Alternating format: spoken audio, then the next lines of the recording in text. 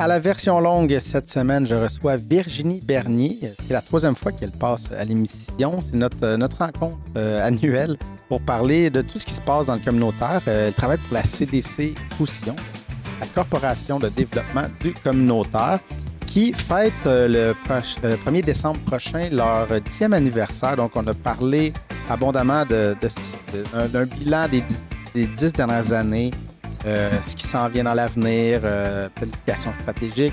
On a vraiment couvert, c'est ça, ce qui se passe dans le communautaire dernièrement et ce qui s'en vient. Donc, j'espère que vous allez apprécier la discussion.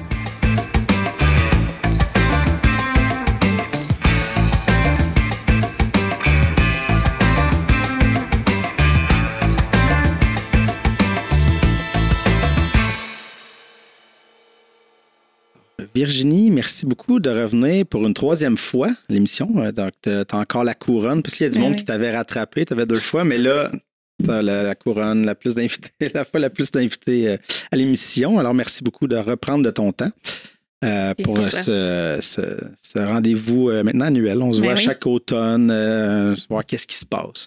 Et d'ailleurs, on va commencer tout de suite avec le 10e anniversaire de la CDC. Donc, c'est pas mal ça là, qui va ouvrir le sujet. 10 ans de la CDC, qu'est-ce que ça te donne, ça? Oui. Ben, en fait, 10 ans, c'est à la fois beaucoup et peu. C'est-à-dire qu'on demeure une jeune organisation par rapport, mettons, à plusieurs de mes membres, notamment, qui ont 40 ans, 45 ans d'existence. Là. Fait qu'on est une petite jeunesse à côté de ça. Mais ça a été quand même un 10 ans, je dirais, lent à certains moments ou difficile, laborieux un peu, parce que, bon, il y a eu toutes sortes d'obstacles à travers notre chemin. Donc, 2012, il y a des groupes communautaires qui se réunissent, qui se rassemblent, qui partent en fait déjà d'une table des organismes communautaires. Donc, il y avait déjà un espace collectif qui existait et qui se questionne sur une nouvelle formule ou une façon de faire qui donnerait un coup de pouce en fait à cette mobilisation-là, puis à cette concertation-là. Donc, des gens qui y croyaient vraiment. Moi, j'appelle ça « il était une fois pas de S ». Donc, c'est vraiment la foi, la croyance que, OK, on va mettre chacun l'épaule à la roue, puis on va mettre sur pied quelque chose qui va nous permettre d'avoir une force dans notre communauté. Fait que c'est un peu comme ça que ça s'est mis en place, mais au point de départ, ça a été vraiment porté à bout de bras par des gens qui y croyaient. Il n'y avait pas de coordination, pas de permanence, pas d'équipe, pas de finances. Il n'y avait vraiment pas de moyens. Donc, il fallait y croire un bon moment. Ça a pris un certain temps avant que les choses se mettent en place. Puis comme n'importe quelle jeune organisation, ben il faut se définir. Il faut savoir c'est quoi qu'est-ce qu'on veut, à quoi on aspire comme CDC, comme regroupement, ça va ressembler à quoi? Parce que c'est la particularité des CDC. Il y en a 68 à travers le Québec. Elles sont toutes différentes parce qu'elles prennent...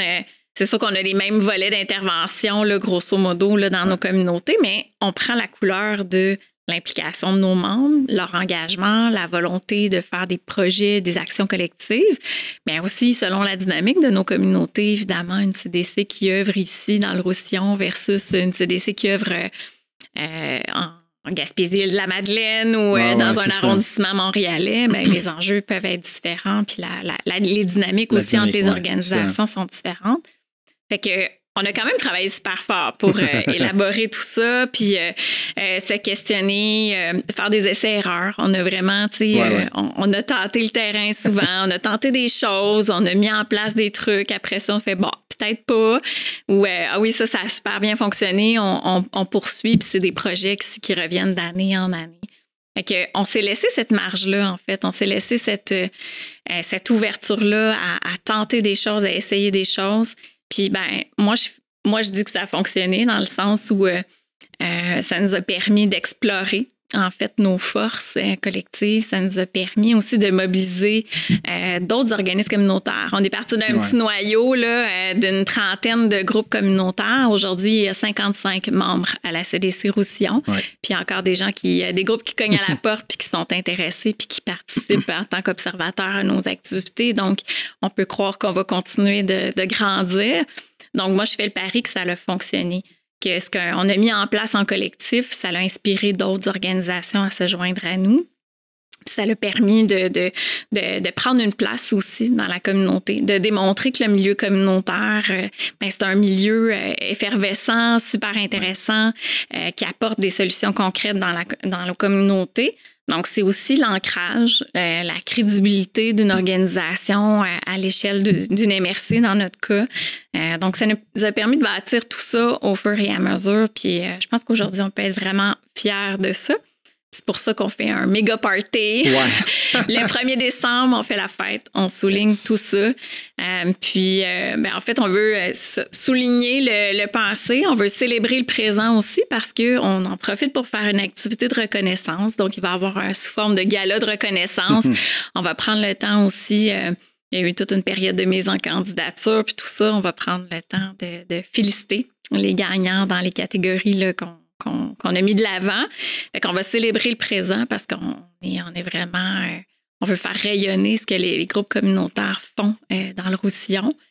Puis on va regarder aussi le futur. Donc, c'est un peu ça qu'on approche là, avec notre planif stratégique qu'on a débuté il y a quelques mois. Yes. On va revenir à planif, mais je voulais revenir un peu sur les CDC, là, peut-être un peu expliquer aux gens peut-être qui sont pas trop là-dedans, un peu justement, qu'est-ce que ça fait la CDC? Oui, c'est ça, l'espèce d'idée de ramener les voix de tout le monde, d'unir tout ça, là, peut-être mieux expliqué par toi. Oui, mais c'est vraiment réunir, rassembler les organismes communautaires d'un même territoire pour, en fait, se pencher sur les enjeux qu'il y a dans notre communauté, mais surtout essayer de dégager des solutions communes, des solutions collectives, puis avec nos partenaires. Ça, c'est vraiment super important aussi. Donc, oui, on se réunit entre milieux communautaires, mais évidemment, on travaille activement avec le réseau de la santé, le milieu scolaire, le milieu municipal. On essaie de créer ces liens-là parce qu'on est absolument convaincus qu'on ne peut pas faire les choses seuls. Il faut vraiment s'allier avec les autres acteurs de la communauté, mais aussi renforcer des actions par des moyens, des outils, des capacités que chacun a. Donc, c'est ça aussi, les autres acteurs amènent des intérêts différents, des perspectives différentes, mais ils ont aussi des capacités, des moyens, des ressources que nous, on n'a pas ou qui sont différentes des nôtres. Donc, on fait le pari que de se regrouper, ça permet vraiment de répondre le mieux possible aux enjeux là, qui sont dans notre communauté.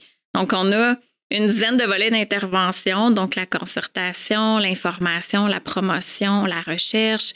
Donc, c'est des volets soutien aux membres, vie associative. Donc, on met en œuvre ces volets-là. Puis notre angle, en fait, je dirais, sur lequel on se penche principalement, c'est la lutte à la pauvreté, la lutte aux inégalités socio-économiques. Ouais. Donc, on veut vraiment pousser la réflexion, l'analyse sur ça, puis mettre en place là, des projets qui répondent à ces grandes luttes-là, favoriser la justice sociale, la justice climatique, donc vraiment plus de justice dans nos communautés, puis plus d'égalité, d'équité.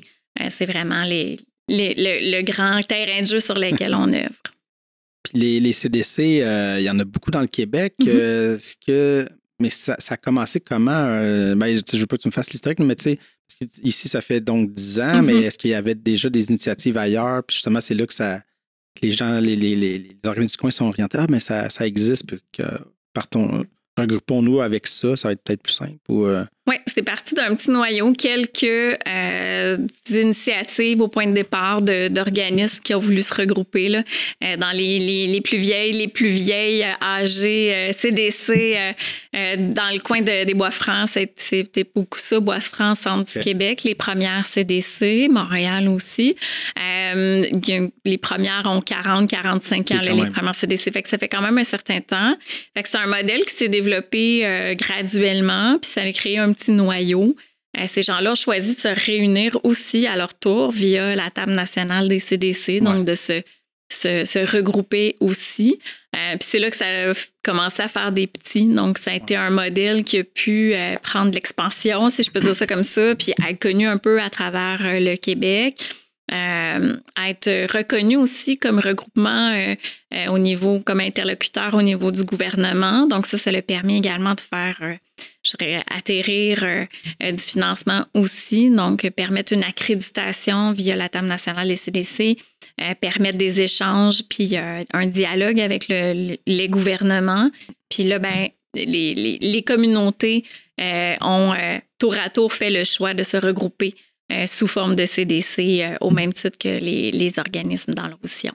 Ça. Puis, moi, ça va faire 12 ans que je travaille ici, donc ça fait un petit peu plus longtemps, mais on dirait que j'ai vu avec la courbe de la CDC l'espèce de, justement, l'effervescence dans le milieu communautaire puis l'entraide entre les... Parce qu'avant, j'avais l'impression que c'est ça, c'était très... Chacun dans son organisme est débordé par le manque de financement, le manque de tout, puis il fait tout, puis fait que c'est facile de rester dans ta bulle, de juste de te rendre ça, mais de te rendre compte que là, il y a des liens que, soit que de t'allier parce qu'il y a un problème X, mais il y a 2-3 groupes, 2-3 c'est ça, organismes qui peuvent soit se compléter ou arriver, eux font ça, OK. Puis là, de comprendre cette espèce de dynamique-là et puis finalement de s'alléger un peu là. Ça fait partie des mandats de la CDC, c'est sûr. C'est un grand défi, évidemment. On le sait, là, chaque organisme communautaire a un agenda très, très, très chargé. Il y a des défis immenses pour répondre aux besoins dans la communauté, pour faire face aux enjeux de main-d'œuvre, notamment dans les organismes, aux défis de mobilisation des membres, des bénévoles, etc. Donc, évidemment, oui, chaque organisme pourrait rester dans son coin puis être déjà bien, bien débordé. Le défi, le mandat de la CDC, c'est vraiment de regrouper tous ces gens-là puis que chacun puisse faire un pas de recul par rapport à sa propre mission. Donc, tu sais, chacun a son propre, sa propre petite case sur laquelle il agit. Mais, tu sais, nous, on lance l'invitation à nos membres de faire un pas de recul par rapport à leur propre mission puis de dire, ben qu'est-ce qu'on a en commun? Qu'est-ce qui converge entre nos préoccupations puis nos défis à nous? Ben on a tous le même défi sur cette affaire-là. Ben pourquoi on se regroupe pas? Pourquoi on n'essaie pas de travailler ensemble, en commun? Est-ce qu'on peut mettre en place un projet qui va nous permettre de répondre tout le monde ensemble à une même perspective. Donc, c'est un peu le mandat de la CDC là, de vraiment s'unir pour se renforcer. Tu sais, c'est vraiment ça notre mandat. C'est ça, d'ailleurs, il n'y a pas si longtemps, je suis allé filmer, il y avait une mobilisation là, pour le droit à l'avortement. Le droit à l'avortement, tout ça, puis justement, plein d'organismes qui sont, de manière connexe, touchaient ce thème-là, se réunissaient pour justement mobiliser plus de monde. Tu sais, c'est là que tu te rends compte, ben, au lieu d'être chacun dans ton coin, ben là, on rassemble plus de monde, et comme ça, ben, ta voix devient plus forte aussi. Tu sais. Oui, donc, tu sais, on dédouble pas toutes les actions. On le met déjà que c'est beaucoup d'efforts, de temps, d'énergie pour mobiliser. Donc, on le fait ensemble. C'est que ça nous demande un petit peu moins à chacun. Ça repose sur plus d'épaules. On le fait en gang. Puis, effectivement, le rayonnement de ces actions-là, ça nous donne plus de visibilité, plus de possibilités. On a plus de capacité quand on se réunit ensemble autour de ça. Puis, c'est aussi, la CDC est un véhicule pour appeler à la mobilisation. Donc, si un de nos membres dit, ben moi, là, je fais une mobilisation, un rassemblement sur tel enjeu, ou je fais une lettre ouverte que j'invite les autres à signer, ben ça, c'est aussi à ça que sert la CDC. On est un véhicule pour mobiliser plus largement. Puis inviter... Bouger l'information plus vite. Exactement, faire circuler l'information, appeler à la mobilisation, regrouper, puis avoir une force puis un impact qui est plus fort, qui est plus grand parce qu'on est plus nombreux. Et encore une fois, faire le pas de recul par rapport à sa propre mission. La question du logement, notamment, on s'est beaucoup mobilisé sur ça. Pourquoi? Bien parce que ça touche énormément les femmes, ça touche énormément les minorités, ça touche énormément les personnes en situation de handicap. Donc, on vient aller beaucoup plus large. Si le poste budgétaire logement est fortement occupé dans un budget d'une famille, ben forcément, ça a un impact sur la sécurité alimentaire. Ça a une incidence sur la capacité d'être mobile aussi. Donc, c'est l'interconnexion, en fait, entre les différents enjeux. C'est ça qu'on tente de mettre de l'avant. Puis, dans nos appels à se mobiliser puis à se concerter, il y a toujours ça. Tu sais, c'est prendre conscience que même si en théorie, le logement, c'est pas ma mission première, ben l'impact est immense sur les personnes que je dessers, que j'aide puis que je soutiens. Absolument. Ça peut être à la santé mentale, mais tu sais, quand tu es en problème de logement, on s'entend que ça peut toucher énormément la santé mentale. Oui, ça met des gens dans la précarité. Puis bon, c'est sûr que c'est ça. Ça découle de plein de choses. Et je pense que c'est bon justement qu'on commence à voir les enjeux, pas en silo, mais de manière plus interconnectée. Oui, c'est une co-responsabilité. Ouais. Sur le filet social. C'est ça qu'on vient mettre en place finalement. On s'est dit, on est tous et toutes responsables.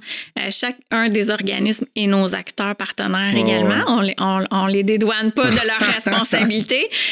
mais ce qu'on dit, c'est que si chacun prend un petit bout du même morceau, on vient renforcer le filet social. On s'assure que fort, ouais, oui, puis que les personnes les plus vulnérables de nos communautés, y aient accès aux besoins, que leurs besoins essentiels soient répondus par cette action-là. Ils ne sont pas dans des cracks, dans un oubli, justement, parce qu'il y a comme un angle mort là-dedans. Puis, c'est ça. On rentre dans la planif stratégique, là, justement, oui. Parce que là, le 10 ans, tu as dit, justement, vous avez commencé, ça a commencé un peu, c'était de l'essai, on ne savait pas, mais là, l'idée de faire une planification stratégique, justement, pour s'orienter à plus long terme, là, ça a découlé de où? C'était-tu l'idée que le 10 ans arrivait puis le chiffre amenait une réflexion? Oui, je pense que c'est le chiffre puis la maturité de l'organisation. À un moment donné, fait comme, OK, je pense qu'on est rendu là. Je pense qu'on est à l'étape où il faut s'asseoir puis vraiment réfléchir à ce qu'on veut à plus long terme, parce qu'évidemment, on fait des plans d'action annuels, puis évidemment, à chaque année, on dépose une orientation pour l'année à venir. Là. Puis on avait, dans le passé, déposé quelque chose sur 3 ans, mais quelques semaines après, j'avais quitté faute de financement, donc ça a un petit peu tombé à l'eau. Mais là, c'est ça, c'est la maturité de l'organisation de dire, OK, là, on a les conditions pour le faire aussi, parce que pendant aussi longtemps, il y avait soit personne en poste, soit aucun financement à la mission, aucun fonds disponible, récurrent, etc. Donc, c'est un peu contre-productif de dire on va se faire une super planif, mais on n'a pas les moyens de le faire. C'est pas logique. Donc, évidemment, c'est comme toutes les conditions sont réunies aussi pour dire, OK, on a cette maturité-là, on a des nouvelles capacités financières, on peut regarder l'avenir avec quelque chose de positif aussi par rapport à notre organisation. Donc là, si avec tous ces moyens-là, ces nouvelles capacités-là, cette réalité-là, comment on se projette dans l'avenir? Qu'est-ce qu'on veut pour notre CDC? Puis là, ça devient possible. Donc, on ouvre cette voie-là maintenant. Donc, là, c'est ça, là, vous l'entamez.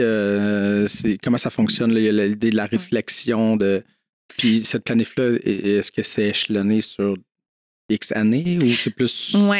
En fait, on a débuté la planif au printemps dernier. Donc, là, vraiment, on a commencé à sonder les membres. On a organisé des activités aussi. Là, on va faire la semaine prochaine notre 3e rencontre participative où on réunit les membres puis là, on les challenge sur les idées qu'ils ont amenées préalablement. Puis, c'est ça, on fait vraiment des ateliers, des échanges où on vient mettre de la chair autour de l'os, des premières grandes lignes qui sont ressorties là, du sondage. C'est vraiment ce qu'on souhaite, en fait, c'est que nos membres puissent se prononcer très clairement sur ma CDC, je veux qu'elle porte cette couleur-là puis qu'elle ressemble à ça pour l'avenir. Je peux pas prédire tout ce qui va ressortir de cette démarche-là, mais on est supposé la terminer là, avant les fêtes. On devrait avoir collecté toutes les informations dont on a besoin pour vraiment réfléchir après à comment on la met en œuvre, là, cette fameuse planif. Dans le fond, le projet, c'est de déposer là, en 2023, en début 2023, le plan d'action 2023 à 2026 pour vraiment un plan triennal qui va nous développer cette vision-là. Un des grands changements, je dirais, un des grands mouvements qui va avoir lieu avec cette planif-là, c'est vraiment la question du développement social. Donc, c'est le rôle que va jouer la CDC en matière de développement social sur le territoire de la MRC de Roussillon. Donc, c'est la petite nouveauté qui s'en vient. Oui. On a proposé, puis on a échangé, on a discuté, on a déterminé que la CDC devrait jouer un rôle plus proactif. Donc, assurer vraiment un leadership, ce qui n'était pas le cas auparavant. Donc, on était, je dirais, dans une dynamique territoriale qui faisait en sorte qu'on était un acteur parmi les autres. Puis que s'il n'y avait pas vraiment de leadership, il n'y avait personne qui se se donner ce rôle-là, ce mandat-là. Donc, il y avait des défis importants là, pour faire avancer des travaux, puis c'était un enjeu. On se battait beaucoup pour essayer de faire avancer quelques dossiers, mais c'était vraiment ardu. Donc là, on a dit, on va renverser la vapeur, on va prendre le rôle qu'on joue déjà. En fait, c'est un peu ça. Là. Moi, j'estime que le milieu communautaire le milieu communautaire est déjà un leader en matière de développement social. Donc, c'est juste de réaffirmer ce rôle-là et de le jouer pleinement avec, encore une fois, les moyens financiers puis la capacité de le faire. Donc, là, c'est ça qui vient complètement renverser la vapeur par rapport à ce qu'on avait connu dans les années... Ouais. Donc, ça, on fait le pari qu'à travers ce nouveau rôle-là, d'abord, la CDC va rayonner davantage. Le milieu communautaire va pouvoir développer sa capacité d'agir aussi. Donc, on va avoir les outils pour pouvoir concrètement aussi en collectif, avec encore plus de mobilisation. Il va y avoir un point d'ancrage dans la communauté qui dit, c'est l'espace où on va porter des dossiers qui sont prioritaires pour notre communauté. Donc, moi, j'ai très hâte. J'ai très hâte de mettre en œuvre cette prochaine grande étape-là. Ça paraît pas. Non, c'est ça, c'est discret. Ça paraît pas. Puis on a nos partenaires qui viennent nous dire aussi, tu sais ça, j'ai trouvé vraiment super touchant, puis vraiment qui vient confirmer en fait notre crédibilité comme organisation dans ce rôle-là, que nos partenaires externes viennent nous témoigner de leur appui à la CDC dans cette voie-là, puis qu'on peut se dire, OK, on va jouer ce rôle-là, mais nos acteurs autour sont prêts à embarquer avec nous. On sera la locomotive, mais on sait qu'on a une bonne gang de wagons en arrière. Ils sont prêts à pousser. Oui, vraiment, vraiment. Rajouter du poids comme ça, c'est dur à arrêter. Ouais. Mais ça doit être excitant, justement, l'idée de... parce que tu n'étais pas nécessairement là au début, comme tu disais, c'était eux... il n'y avait pas grand-chose, mais tu es arrivé quand même assez rapidement. Mais de voir ça évoluer, tu sais, c'est dur, il n'y avait pas d'argent. Finalement, là, il y a quelque chose qui se forme, puis là, de sentir, OK, là, peut-être un peu plus de moyens, ça doit être vraiment excitant là, de... Oui, tout à fait. Les moyens de nos ambitions, c'est vraiment ça. Effectivement, moi, je suis arrivée, ça faisait déjà 2 ans et demi là, que les groupes communautaires portaient tout ça à bout de bras. Donc, j'ai vu l'évolution, les changements qui sont vraiment incroyables. C'est le jour et la nuit par rapport à ce qu'on a connu. Et je l'ai dit tellement de fois dans les dernières années à des gens qui étaient là depuis le début.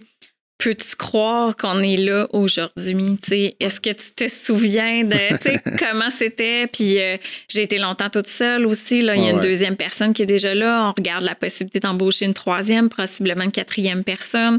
Donc, on vient comme vraiment changer les règles du jeu. Là. C'est ça. Fait que oui, c'est très positif. Puis qu'à travers ça, la mobilisation des membres a continué... que le nombre de membres continue d'augmenter aussi. Donc... c'est vraiment c'est stimulant, c'est encourageant, puis ça nous permet d'entrevoir l'avenir avec vraiment beaucoup d'optimisme. Oui, c'est ça. Puis peut-être juste revenir, parce que là, tu parlais de développement social, mais ça veut dire quoi exactement, là? On connaît le développement immobilier, ça c'est clair. Mais développement social, c'est quoi exactement? C'est de développer notre société, notre communauté. Donc là, pour nous, c'est notre terrain de jeu, c'est la MRC de Roussillon. Mais c'est vraiment d'intervenir dans les principaux enjeux du territoire. Ça peut être le transport, ça peut être la question du logement, notamment la sécurité alimentaire, tout ça, les grands éléments, l'immigration. Donc, c'est vraiment de dire, sur ces grands enjeux-là, quelles sont nos orientations, puis nos objectifs, puis nos cibles comme communauté. Et là, ça veut dire de mobiliser autour de ces orientations-là tous les acteurs de la communauté. C'est de travailler vraiment en équipe pour pouvoir répondre. Fait que, nous, on le fait déjà au point de vue milieu communautaire. On le fait déjà des fois de façon ponctuelle avec certains acteurs aussi partenaires externes au milieu communautaire. Mais là, c'est vraiment d'offrir un pôle, en fait, principal de circulation d'informations, de circulation de connaissances, de venir mettre à profit toute l'expertise de chacune des personnes qui sont assises autour de la table. Puis moi, je pense que le milieu communautaire, on est des champions puis des championnes de bien des affaires. Fait que de mettre en commun cette expertise-là, nos regards, encore une fois, d'être renforcés par la mise en commun des ressources qui sont existantes pour faire face aux différents enjeux, puis avoir cette flexibilité-là aussi de répondre à ça, mais de se définir un plan d'action, en fait. On a une politique de développement social qui est active, qui n'est pas active, justement, qui fait dodo sur une tablette depuis 2016. Fait que, on a déjà dégagé des orientations, mais on n'a rien mis en place, aucun plan d'action collectif qui a été mis sur la table pour dire, voici maintenant comment on va travailler ensemble pour y arriver et puis pour répondre à ça. Fait que c'est ce que je souhaite mettre en place dans les prochaines années. Et tu parlais justement là, avec la planif de colliger, en fait, de recevoir les orientations de tout le monde, quelle couleur voudrait te donner, mais y a-tu un travail où c'est assez simple de gérer les attentes, des fois, il y a plein d'idées, mais de trouver une ligne là-dedans, y a-t-il quelque chose de... un travail à faire de débroussailler? Oui, puis on est accompagné pour ça. Donc, on est accompagné par Lilo, qui est une coopérative de solidarité qui ont une expertise en ce sens-là. Donc, depuis le début, ils nous accompagnent pour déjà débroussailler des grandes lignes, pour aller sonder, questionner nos membres de la bonne façon, au bon moment, dans le bon laps de temps. Elles sont responsables aussi d'animer, de co-animer avec moi les rencontres participatives avec les membres, avec les partenaires, pour faire vraiment ressortir les bons ingrédients. Puis c'est les expertes, là, ce sont les expertes pour analyser tout ça après. On a un comité de pilotage aussi. Qui est constitué de membres de la CDC, de membres du conseil d'administration, qui font une pré-analyse aussi, qui regardent les éléments, qui essaient de faire les ponts entre, par exemple, ce qu'on fait déjà, ce qu'on a déjà mis en place. Donc, on met tout ça en commun, mais on est accompagné pour être bien guidé dans tout ça parce que oui, ça fait beaucoup d'informations, puis il faut trouver les points communs entre tout ce qui est nommé puis les grandes lignes pour être sûr qu'on est bien enligné. Bien, tu as parlé aussi de mobilisation du milieu communautaire, que c'était comme un truc sur lequel vous vouliez vous pencher. Y a-t-il autre chose à dire là-dessus? Ou... En fait, ce que je nommais, c'était vraiment le défi de maintenir la mobilisation des groupes dans le contexte actuel où notre société est mise à mal, vraiment beaucoup. Il y a vraiment beaucoup de besoins. C'est vraiment très difficile. Fait que chaque groupe communautaire vit de très, très grands défis. Donc, de venir s'asseoir à la CDC, ça demande un effort supplémentaire. On en est vraiment conscient. Donc, on veut travailler sur cet engagement-là. Trouver, en fait, des façons, je dirais, différentes, nouvelles, qui nous permettent quand même d'avoir l'écho de nos membres sur les pas que nous, on fait comme regroupement, comme CDC, mais peut-être d'une façon différente qu'on est habitué de faire. C'est-à-dire peut-être pas via une assemblée des membres ou peut-être que ça prenne d'autres formes, mais qu'on s'assure d'être représentatif toujours de la volonté des organismes communautaires, puis que la voix aussi de leurs membres soit entendue à travers nos actions, mais peut-être, c'est ça, de façon différente qui libère d'une certaine façon les groupes parce qu'on sait que c'est vraiment... ils vivent d'énormes enjeux, puis... on est très conscient de ça. Oui, c'est ça. On dirait que c'est ça. Il y a beaucoup de pression. Là.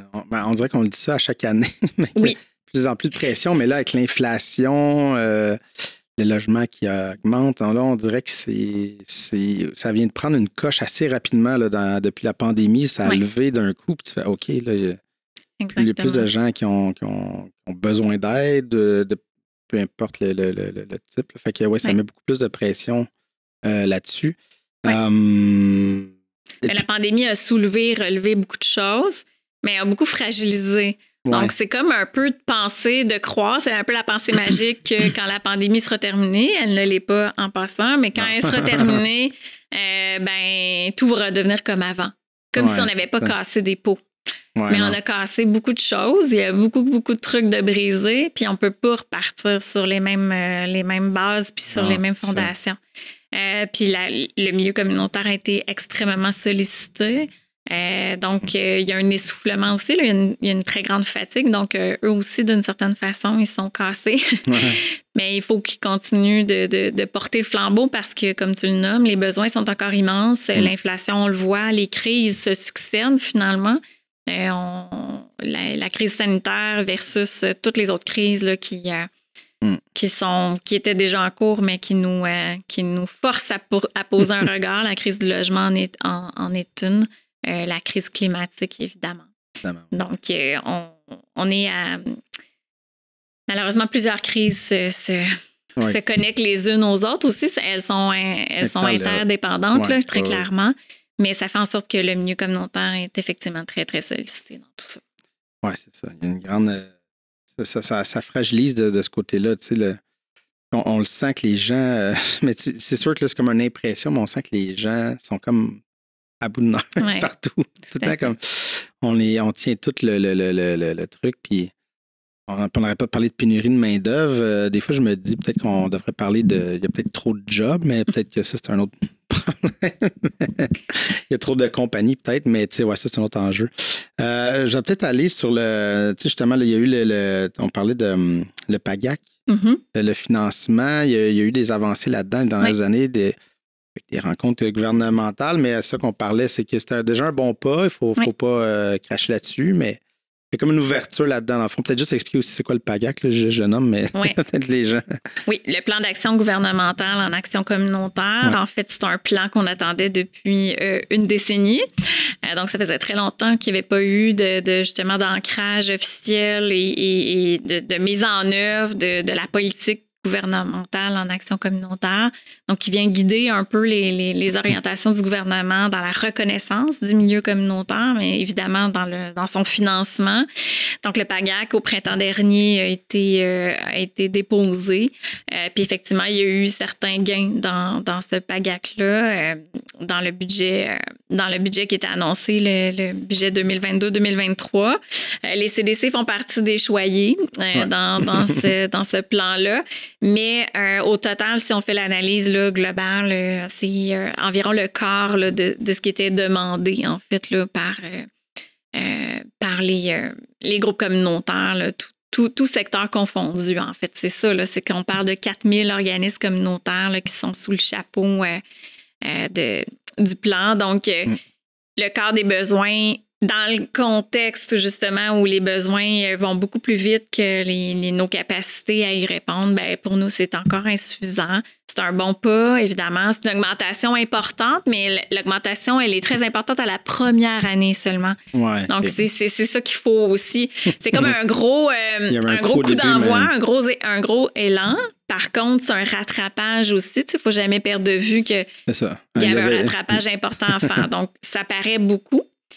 Par contre, dès la deuxième année du budget, le pourcentage d'augmentation et indexation est en bas de l'inflation prévue. Oui, c'est ça. Fait que là, il y a une cassure à partir de ce moment-là. Puis il y a tout un pan, en fait, d'organismes qui sont pas reconnus à travers ça, qui sont pas soutenus. Les médias communautaires, vous en faites partie. Vous en faites partie.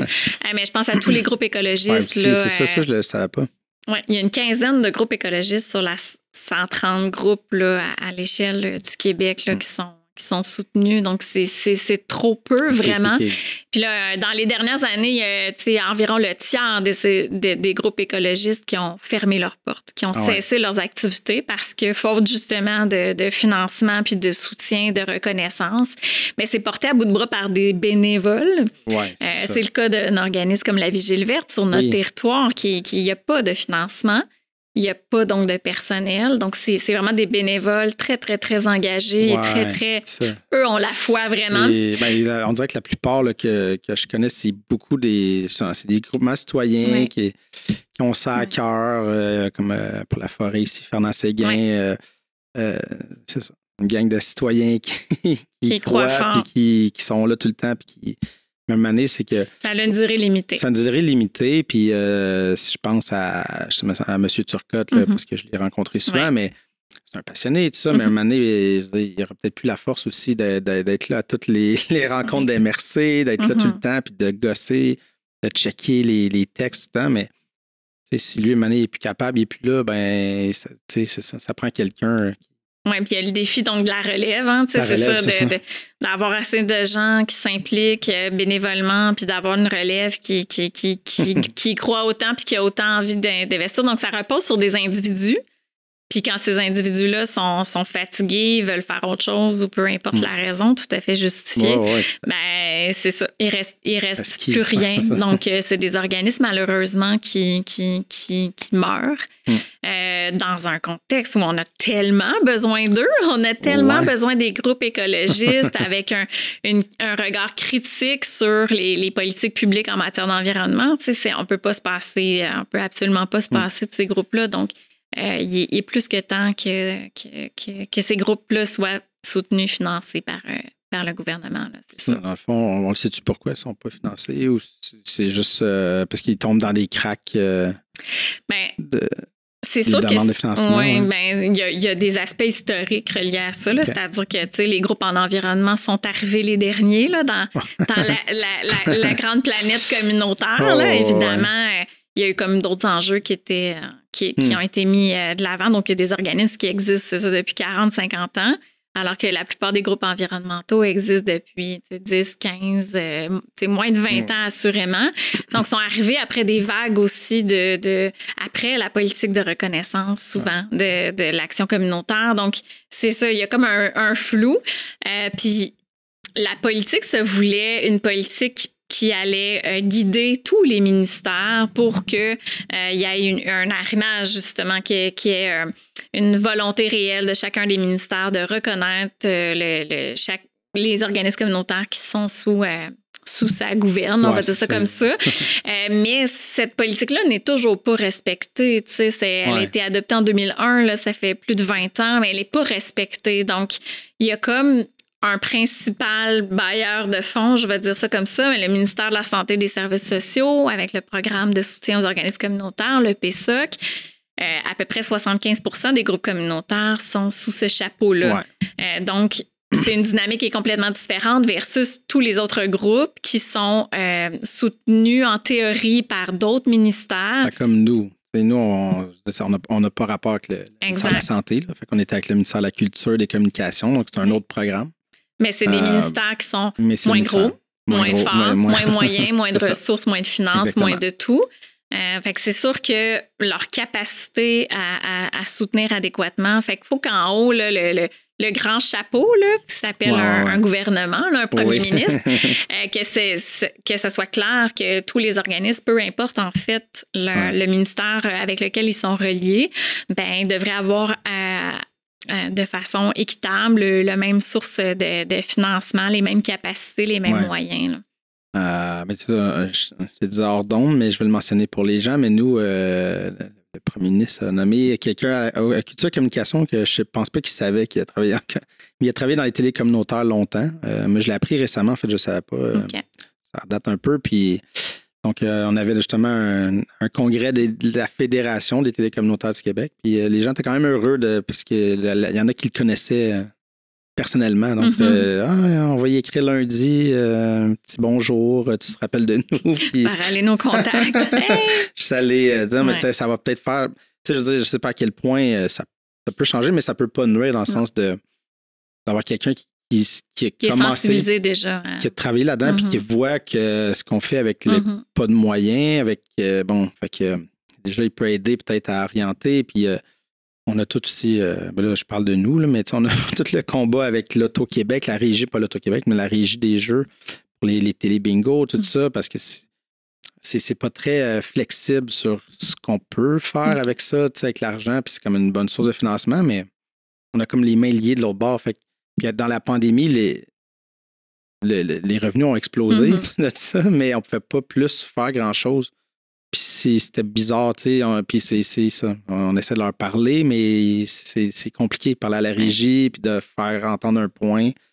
faire entendre où on est rendu. C'est comme s'il y avait une vieille mentalité de ce que c'était les télés communautaires, mais après ça, c'est comme si, avec tout l'argent qu'on a, ben je peux acheter l'équipement que je veux, mais on ne peut pas nécessairement avoir de personnel ou avoir du monde. Fait que je pourrais acheter 20 caméras, mais on n'aurait personne. Avec personne pour les opérer. Fait que là, tu fais comme, il y a comme quelque chose de malsain, pas malsain, mais quasiment, c'est ça.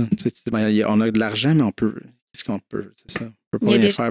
Il y a des choses à faire bouger là, à l'intérieur. Exactement. Fait que c'est pour ça qu'on se dit peut-être que d'avoir là, un ministre qui est de notre bord peut peut-être aider à mettre des pressions ou juste savoir faire le lien à la bonne personne à la régie. Des fois, c'est ça, c'est peut-être ça que ça a besoin. Là. Ouais. Là, comme là, ça, tu me disais qu'il y a une nouvelle ministre, en fait, un nouveau ministère, en fait. Oui. Ça, je ne l'avais même pas vu passer. On dirait qu'ils n'en ont pas parlé. Je ne sais pas pourquoi. Il y a moi aussi, peut-être qu'il n'a pas fouillé la liste, là, parce qu'il y en avait beaucoup, le ministre dans ce gouvernement-là. Je ne m'étais pas rendu jusqu'à potentiellement, c'était la dernière ligne. Donc, expliquer ce ministère-là. En fait, le ministère Travail, Emploi, Solidarité sociale a été scindé. C'est ça qui s'est produit. Donc là, maintenant, il y a un nouveau ministère, Solidarité sociale et Action communautaire. Donc, pour la toute première fois, l'action communautaire est rattachée à un ministère officiellement. Donc, on est très, très... C'est Mme Chantal Rouleau là, qui a été nommée la ministre responsable. Dans Montréal. Oui, dans l'Est de Montréal, oui, tout à fait. Donc, c'est à suivre. Hein? C'est vraiment nouvelle. Tout est nouveau. Donc, on est très curieuse et curieux de voir là, ce que ça va amener de nouveau, de différent. C'est quoi le rôle? Hein? C'est un ministère à se définir, finalement. C'est quoi le rôle qui va se donner? Justement, quels seront les moyens, les capacités, les outils? Ouais. Ça sera quoi l'équipe autour de ça? De quelle façon Mme Rouleau va s'entourer? Puis que ça va... donc, à suivre ce que ça va avoir comme retombée positive ou pas pour l'action communautaire. Mais on aura peut-être un dialogue qui est plus proche, en fait, là, par rapport à l'action communautaire. Donc, à suivre, mais c'est ça, c'est très... C'est embryonnaire, c'est ça. Oui, c'est tout nouveau. Mais est-ce que les CDC ou peut-être le regroupement des CDC a déjà va tenter des approches juste comme un peu nous avec notre nouveau ministre? Salut, qu'est-ce qui se passe? C'est sûr qu'il y aura tout ça à mettre en place. Évidemment, déjà, tous les regroupements ont levé la main, ils ont fait bonjour, félicitations, bienvenue. Fait que c'est sûr que ça va s'installer là, dans les prochains mois, les prochaines années. Mais c'est sûr que c'est un lent travail, puis selon la définition, le mandat que va se donner ce ministère-là, mais aussi selon les gens qui vont être là. Tu sais, des fois, c'est rapatrier tout simplement des équipes qui sont ailleurs, qui connaissent déjà super bien, par exemple, le milieu communautaire ou notre regroupement. Tu sais, on n'a pas recommencé à zéro du travail. Je suppose qu'ils vont faire ça, je l'espère. Mais c'est ça, comment tout ça va se placer? Est-ce qu'on va finalement devoir passer plusieurs mois à tout simplement repartir de la case départ puis de réexpliquer qui on est, qu'est-ce qu'on fait? C'est plein de points d'interrogation là, pour le moment, mais c'est sûr que ça va faire partie de nos discussions dans les prochains mois, assurément. Oui, ça c'est clair. Puis moi, j'ai repensé à une autre affaire, juste pour nous, en fait, les télés, c'est que dans le ministère des communications, c'est médias communautaires, donc radio, journaux locaux, nous, mais tout le monde est mis sur un pied d'égalité, puis c'est qu'on essaie de faire comprendre que justement la télé, même si les choses, on a accès à des meilleurs trucs de qualité peut-être moins chers qu'avant, ça reste quand même coûteux faire de la télé versus la radio ou des journaux. Puis là, c'est pas d'enlever de l'argent à eux, même que tout le monde en mériterait plus, mais c'est de moduler peut-être, de comprendre que ça coûte cher, il faut avoir un décor, il faut avoir des trucs, c'est des choses qui s'accumulent vite en télé. Puis des fois, c'est ça, avant, ils ne comprenaient pas tout le temps la réalité de « Ah, c'est médias communautaires ». Oui, on comprend. Il y a des disparités dans tout ça, il y a des réalités c'est pas la même réalité, fait que, bon, après ça... Mais on vise toujours l'équité, à travers ça. C'est ça. Puis comme tu le nommes, c'est pas d'enlever quelque chose à quelqu'un pour l'autre. C'est juste de reconnaître que ce secteur-là est différent de celui-là pour telle et telle raison, mais qu'il faut travailler à une équité. Puis c'est pas évident parce que c'est quoi les critères qui mènent vers une équité? Exactement. Mais il faut vraiment travailler sur ça. Sinon, on vient renforcer, en fait, on creuse davantage les fossés entre les secteurs d'activité. Puis... Parce que je comprends l'idée, de justement l'équité, de dire, médias communautaires, c'est tout vous avez toutes la même chose.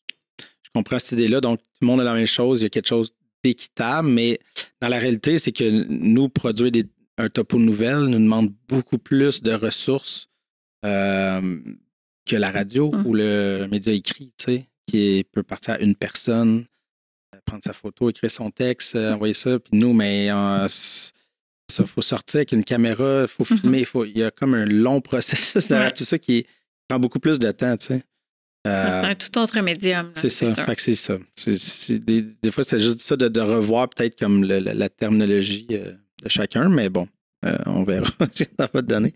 Puis tu as parlé beaucoup de ça, le défi environnemental. Je pense qu'on ne peut pas s'en passer à côté.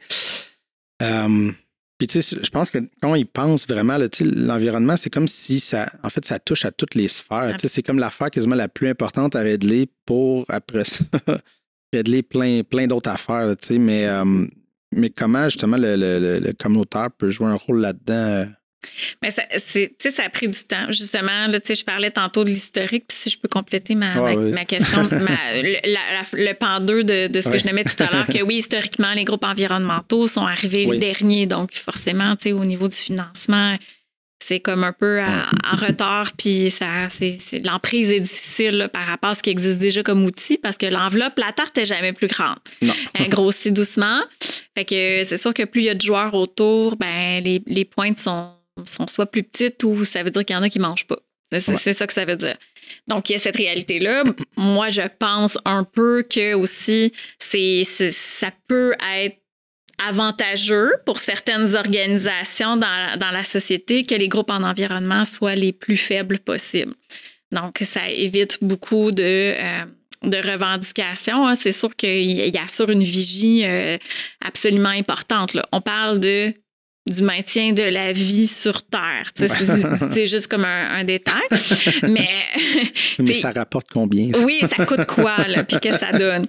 Fait que je pense qu'il y a beaucoup d'organisations aussi pour qui ça fait bien leur affaire, que les groupes en environnement restent le plus possible dans l'ombre, fassent le moins de bruit possible, le moins de moyens puis de capacités là, pour faire adéquatement leur travail. Donc, cette réalité-là, mais ce que ça a créé aussi, cette grande inéquité-là entre le milieu écologique et les autres organismes communautaires, c'est que justement, l'aspect environnemental et la sensibilité à l'effet que il faut tous s'en préoccuper, ça a tardé aussi.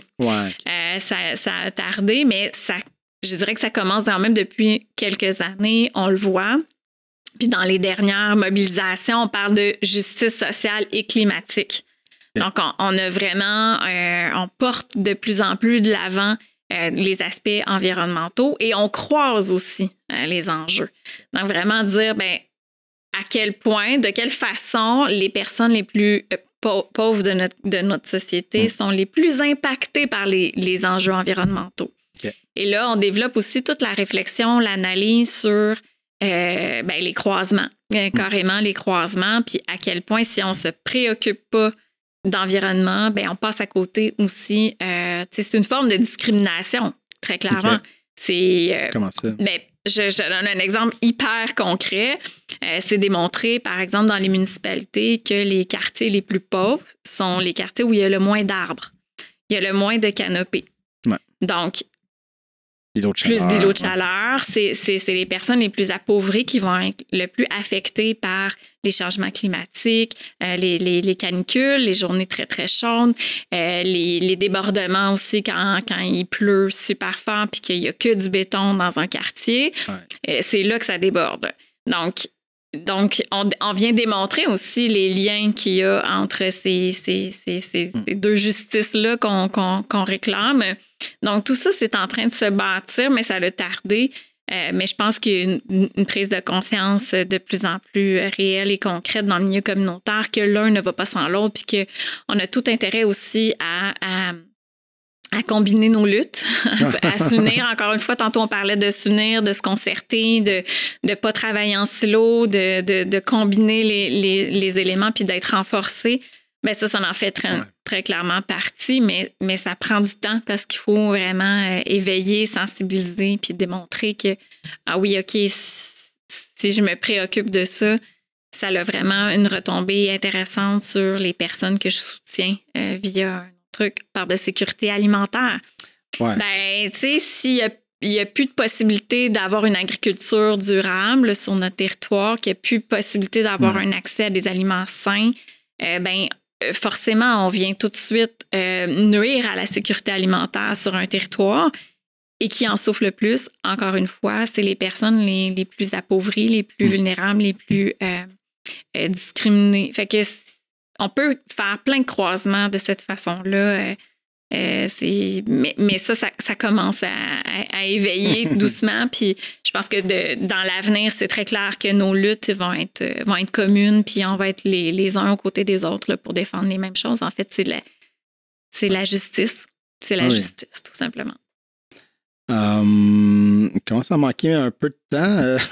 Je vais peut-être rentrer tout de suite dans Engagez-vous, là, parce que il y a encore du travail là-dedans. Peut-être juste réexpliquer aussi c'était quoi Engagez-vous. C'était un truc qui avait été lancé. Une grande mobilisation nationale. Donc, encore une fois, c'est les 4000 organismes communautaires qui sont sous le même chapeau.